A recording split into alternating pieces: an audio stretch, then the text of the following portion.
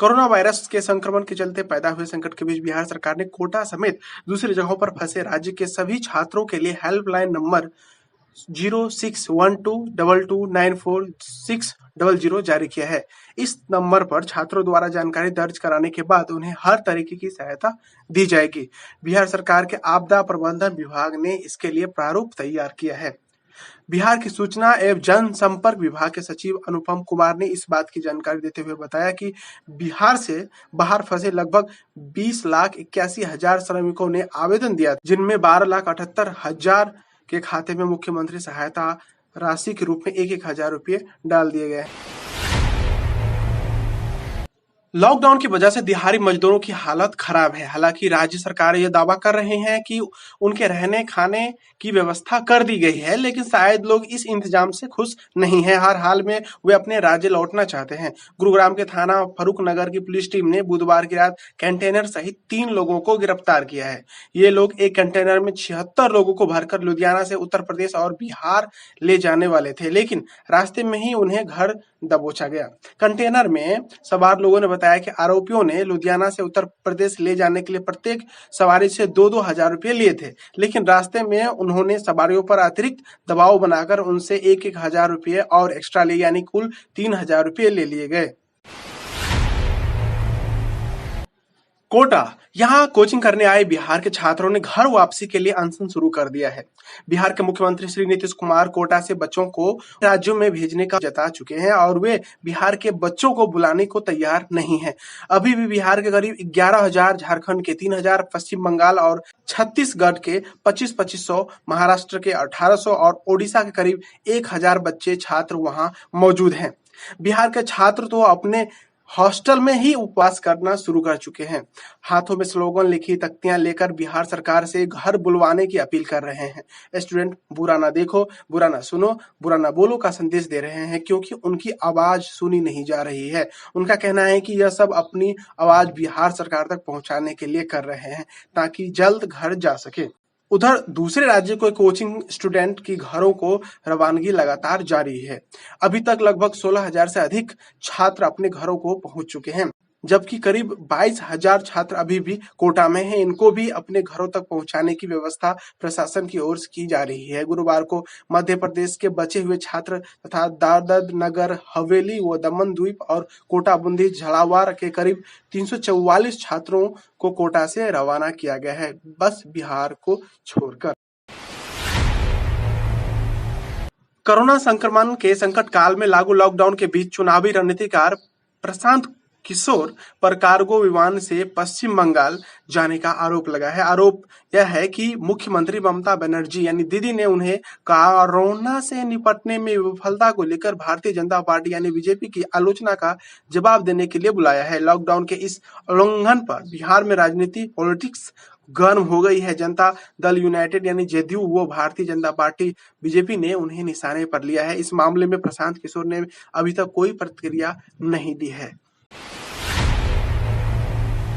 Corona virus के संक्रमण को रोकने के लिए लगाए गए लॉकडाउन फेज 2 का आज 11वां दिन है। बिहार में कोरोना तेजी से फैल रहा है। राज्य में संक्रमितों की संख्या 176 हो गई है। 5 दिन में नए 90 मरीज मिले हैं। गुरुवार को 27 मरीज मिले थे। शुक्रवार की सुबह 6 मरीज की रिपोर्ट पॉजिटिव आई थी।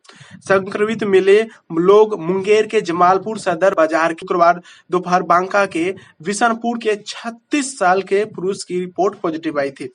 मुंगेर में कोरोना संक्रमितों की संख्या 37 हो गई है। जमालपुर के सदर बाजार के 30 लोग संक्रमित हैं। इनमें से 29 लोगों में कोरोना एक जमाती से फैला।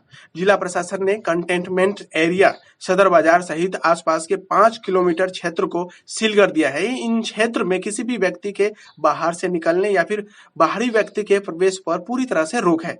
1200 पुलिसकर्मी के अलावा सासाराम पहुंची बीएमपी की महिला बटालियन की 50 जवानों सहित 22 टाइगर मोबाइल का दस्ता लगातार सड़कों पर गश्त लगा रहा है। बिहार में कॉपी किताब के साथ पंखों की दुकानें भी खुलेंगी। राज्य सरकार गुरुवार को इसका आदेश जारी कर दिया।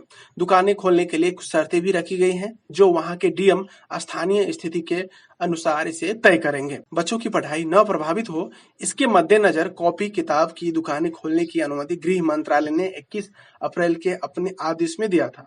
गर्मी के चलते इलेक्ट्रॉनिक पंखों की दुकानें भी खोलने की इजाजत दी गई है।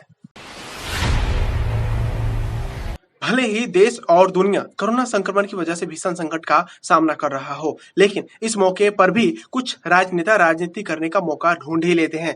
बिहार विधानसभा में नेता प्रतिपक्ष तेजस्वी यादव और उनकी पार्टी राष्ट्रीय जनता दल लगातार बिहार सरकार पर आरोप लगाती आ रही है। ट्विटर, फेसबुक और मीडिया के माध्यम से बिहारी मजदूर और बिहारी छात्रों को लेकर बिहार सरकार को घेरने वाले तेजस्वी यादव ने शुक्रवार को फिर नीतीश सरकार को घेरा। नेता प्रतिपक्ष तेजस्वी यादव ने ट्वीट के माध्यम से अपनी बात को कविता की शक्ल देते हुए कहा, जो मुश्किल में घर से दूर है वो बिहार का मजदूर है। वीआईपी पास हटाओ, मजदूरों को वापस घर लाओ। बिहार के पूर्व मुख्यमंत्री और हम पार्टी के प्रमुख जीतन राम मांझी द्वारा लॉकडाउन का उल्लंघन किए जाने का मामला सामने आया है।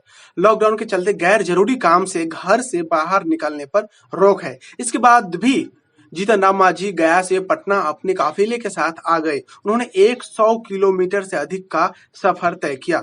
इस संबंध में मांझी ने कहा, मैंने लॉकडाउन का उल्लंघन नहीं किया है। 20 अप्रैल से काम करने की छूट मिल गई है, उस छूट का लाभ लेते हुए पटना आया हूँ। 19 अप्रैल या 18 अप्रैल को मैं पटना क्यों नहीं आया? विधानसभा अध्यक्ष ने मुझे सचिवालय बुलाया था। मांझी गया जिले के महकाम स्थित अपने घर से पटना आए थे। उनके काफिले में 7 कारें थी। काफिले में कई सुरक्षाकर्मी व अन्य लोग शामिल थे। इसमें पुलिस की एस्कॉर्ट के साथ निजी गाड़ियां भी शामिल थीं। बिहार सरकार की एक और लापरवाही सामने आई है। दरअसल केंद्र सरकार ने बिहार सरकार से अतिरिक्त राशन कार्ड धारकों की लिस्ट मांगी थी, जो अभी तक राज्य की ओर से नहीं आई है। लोक जनशक्ति पार्टी यानी एलजेपी के सांसद चिराग पासवान ने नीतीश सरकार की लापरवाही को लेकर शुक्रवार को एक के बाद एक कई ट्वीट किए हैं। सांसद चिराग पासवान ने लिखा, 14 लाख बिहारियों का नाम बिहार सरकार को राशन कार्ड धारकों की सूची में जोड़ना था, ताकि उन्हें भी केंद्र सरकार द्वारा अतिरिक्त राशन का लाभ मिल सके। प्रदेश सरकार ने अभी तक नाम केंद्र को नहीं भेजा है, जिससे बिहार में कई परिवार में भूखमरी की स्थिति है। रेड जोन घोषित सिवान में कोरोना संक्रमित हुए मरीजों की संख्या में निरंतर कमी आ रही है। यहाँ कोरोना को मात देने वाले मरीजों की संख्या बढ़कर 22 हो गई है। शेष रह गए 7 कोरोना पॉजिटिव मरीजों की रिपोर्ट 2-3 दिन बाद आएगी। अगर उक्त 7 मरीजों की रिपोर्ट पॉजिटिव से निगेटिव हो गई तो ये सूबे का पहला ऐसा जिला बनेगा जहां कोरोना के संक्रमित मरीजों की संख्या सबसे ज्यादा होने के बावजूद सबसे जल्द ठीक भी होने वाले रहे। इसी बीच लापरवाही भी सामने आ रही है। हरियाणा राज्य में नौकरी कर परिवार का पालन कर रहे करीब 12 से अधिक महिला, पुरुष और बच्चे लॉकडाउन 2 में पैदल ही अपने प्रदेश के लिए निकल पड़े।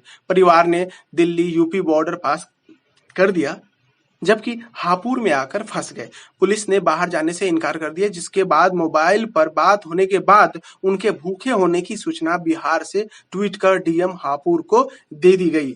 बिहार के विष्णु ने डीएम हापुड़ को ट्वीट करते हुए 2 सोशल मीडिया की पोस्ट भी अटैच की है, जिसमें बिहार के दरभंगा के दर्जनों महिला पुरुषों के हरियाणा से रिक्शा तथा पैदल ही बिहार चले जाने को दिखाया गया है, जिसमें उल्लेख किया गया कि 300 किलोमीटर पैदल ही निकल पड़े परिवार को हापुड़ के आसपास रोक लिया गया है, जिसमें उल्लेख किया गया कि रास्ते में पुलिस खाने पीने को दे रही थी, परंतु हापुड़ में आकर उनको आगे जाने से रोक लिया गया है। गाँव में लोग विरोध कर रहे हैं, जबकि पुलिस आगे नहीं जाने दे रही है। उनकी भूख का इंतजाम कराए जाने की मांग की गई है, जिस पर डीएम ने स्थानीय प्रशासन को निर्देश दिया है कि इन सब चीजों को ध्यान में रखते हुए सभी मजदूरों को खाने पीने रहने का इंतजाम कराया जाए और आगे बढ़ने को निर्देश दिया जाए। उत्तर प्रदेश से एक अप्रवासी कामगार ट्रक में चढ़कर किसी तरह बिहार के समस्तीपुर में पहुंचा। उसने थाना से लेकर अस्पताल तक कई जगहों जाकर इसकी सूचना देते हुए कोरोना जांच का आग्रह किया, लेकिन किसी ने उसकी बात को गंभीरता से नहीं लिया।